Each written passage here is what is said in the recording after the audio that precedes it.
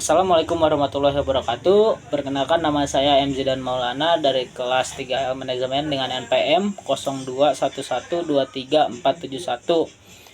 Saya di sini ingin mempresentasikan tentang perdagangan internasional untuk memenuhi tugas evaluasi tengah semester ganjil mata kuliah Business Communication. Yang pertama, perdagangan internasional. Perdagangan internasional mengacu pada pertukaran barang, jasa, modal, dan tenaga kerja yang melewati batas negara. Melalui perdagangan internasional, setiap negara dapat mengakses pasar yang lebih luas dan memperluas perekonomian mereka.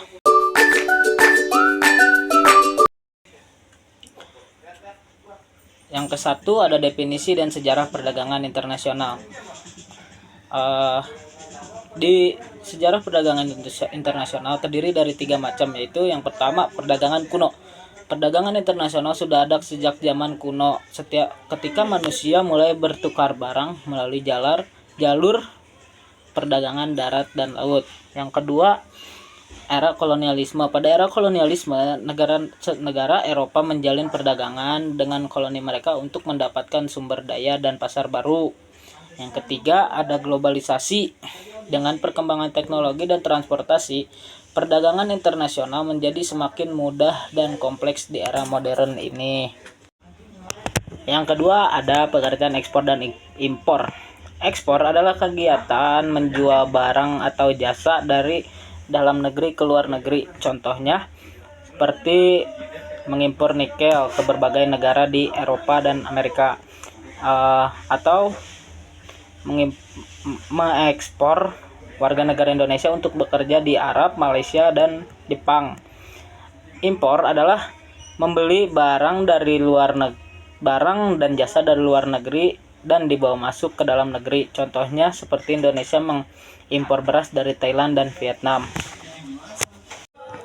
Yang ketiga, ada tantangan perdagangan internasional. Tantangan perdagangan internasional terdiri dari 4 macam yang bisa saya jabarkan. Yang pertama adalah 1. Perang dagang. Persaingan ekonomi antar negara dapat memicu perang dagang yang merugikan perdagangan global. Yang kedua, ada gangguan rantai pasokan. Bencana alam, pandemi, konflik atau perang dapat mengganggu kelancaran arus barang lintas batas. Yang ketiga, ada perbedaan budaya, perbedaan bahasa, nilai, dan praktik bisnis antara negara dapat menyulitkan kerjasama. Yang keempat, ada isu lingkungan.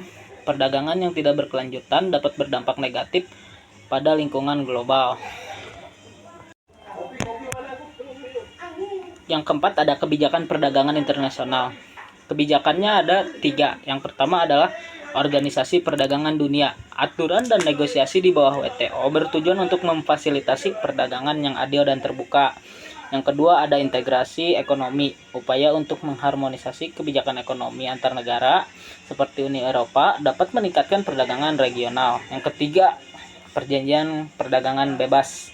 Kesepakatan antar negara untuk mengurangi atau menghapus hambatan dapat meningkatkan arus perdagangan. Yang kelima, itu manfaat perdagangan internasional terdiri dari yang 1. Spesialisasi. Setiap negara dapat fokus pada memproduksi barang yang paling efisien dan menguntungkan untuk diekspor. Yang kedua, inovasi. Persaingan global mendorong inovasi dan perbaikan kualitas produk untuk mempertahankan keunggulan kompetitif. Yang ketiga, akses ke pasar. Perdagangan internasional membuka akses ke pasar yang lebih luas, memungkinkan negara untuk menjual produk mereka di luar negeri. Materi ke-6 atau yang terakhir yaitu hambatan perdagangan internasional. Yang pertama, ada tarif. Pajak yang dikenakan pada barang yang diimpor dapat meningkatkan harga dan mengurangi volume perdagangan. Yang kedua, batasan atau kuota. Pembatasan kuantitas barang yang dapat diimpor juga dapat membatasi perdagangan internasional. Yang ketiga, itu regulasi. Berbagai peraturan dan standar yang berbeda di setiap negara dapat menyulitkan perdagangan lintas batas. Yang keempat, kebijakan proteksionis.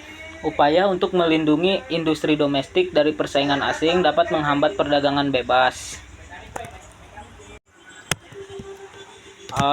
Baiklah, kesimpulan dari presentasi ini adalah meskipun menghadapi berbagai tantangan, perdagangan internasional akan terus berkembang dengan didorong oleh digitalisasi, upaya mencapai keberlanjutan, dan kerjasama antar negara.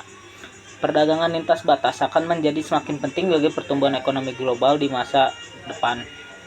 Kegiatan ekspor dan impor pula diatur oleh peraturan pemerintah untuk melindungi kepentingan negara dan masyarakat. Baiklah, hanya segitu yang bisa saya sampaikan tentang perdagangan internasional. Kurang lebihnya mohon dimaafkan. Wabillahi taufiq wal hidayah. Wassalamualaikum warahmatullahi wabarakatuh.